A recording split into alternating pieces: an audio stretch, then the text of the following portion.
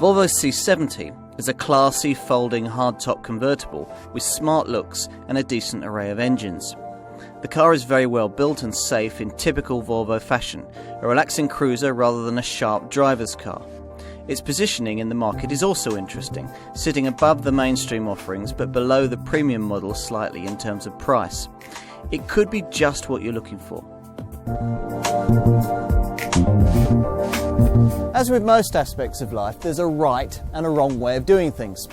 Take the job of creating a modern folding metal roof coupe convertible car.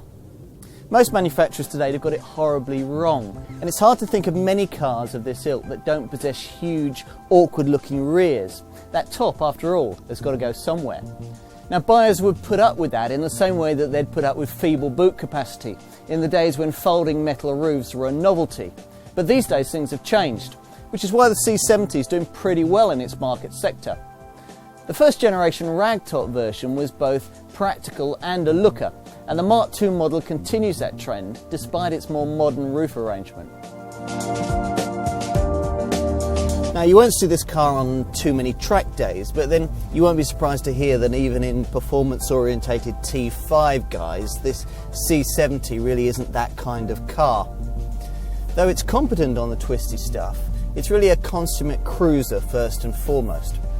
This Volvo doesn't cope particularly well with poor surfaces, but on the flat, it's a refined and comfortable companion. Now, curiously for a convertible, I reckon the diesels are the ones to go for. True, Volvo's oil burners aren't the most refined out there, but they're not too bad, and neither is exactly lacking in muscle. The D5, for example, is only 1/10 of a second to 60 slower than the 2.4 litre petrol alternative.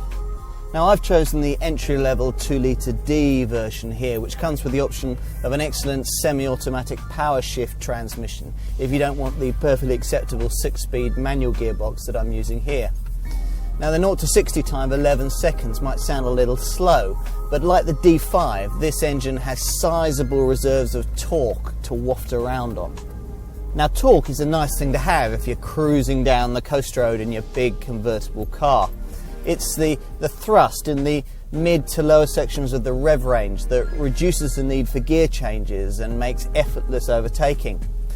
Now, the D5 diesel has 400 Newton meters of torque at 2000 RPM, and even this 2 litre D manages 320 Newton meters. Now, compare that to the 320 Newton meters of the petrol T5, and you get some idea of the pulling power of these diesels.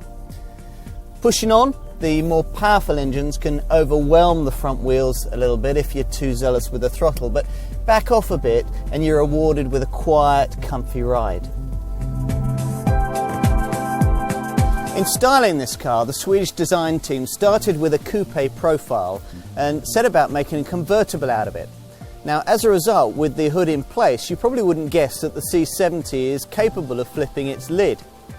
It hasn't got a long rear deck. That's the usual giveaway of folding metal roof cars. And the roof line is beautifully integrated with the rest of the bodywork. Now, this is the only premium badged folding metal roof convertible that can seat 4 adults in reasonable comfort. Well, very good comfort actually, compared to its premium badged Audi and Saab rivals. Now, those cars have fabric roofs and aren't quite as spacious for those in the back. Now, the roof operation doesn't require any sort of fiddly catches. It's a one-touch thing. You can see that it's reasonably quick and that the roof itself folds into several parts for very neat stowage right at the back. In theory, the C70's boot is bigger too, at 404 litres with the roof up, and that's pretty large for a car of this sort, compared to 352 litres for the Saab and 315 litres for the Audi. Now, it's a slightly different story, as you can see. With the roof down, obviously fabric roofs take a lot less space to store, and both rivals eclipse the Volvo in this respect. It really comes down to how you're going to use the car. Of course, this car adheres to Volvo's impeccably high safety standards and includes an advanced body structure, huge torsional rigidity, and several innovations that make it unique amongst open-top cars. Now, an example of these is the door-mounted inflatable curtain, part of Volvo's integrated side impact protection system, SIPS. As this curtain can't be fitted in the roof as with the rest of the Volvo range, rather inevitably it's been fitted in the door here where it deflates upwards rather than downwards.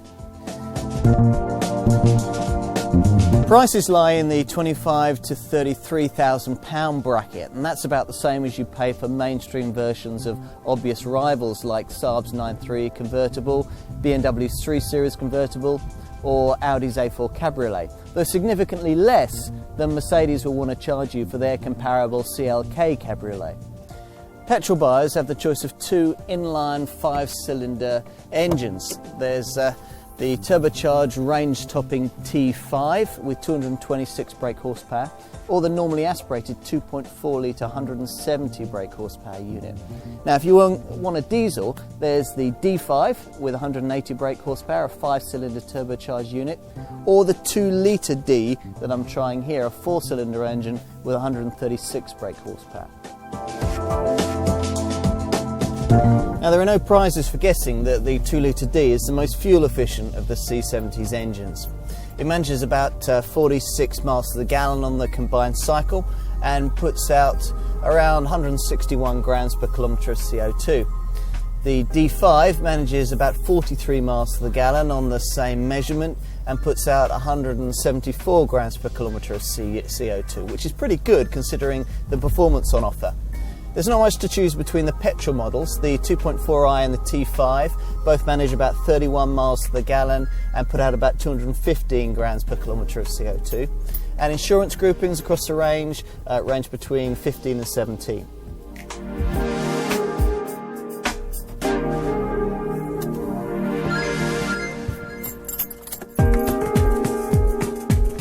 This Volvo is a slick product. It never feels less than solid, and the styling's well judged, whether the roof's up or down. There's a good range of engines too, and the diesels in particular offer a good blend of performance and economy.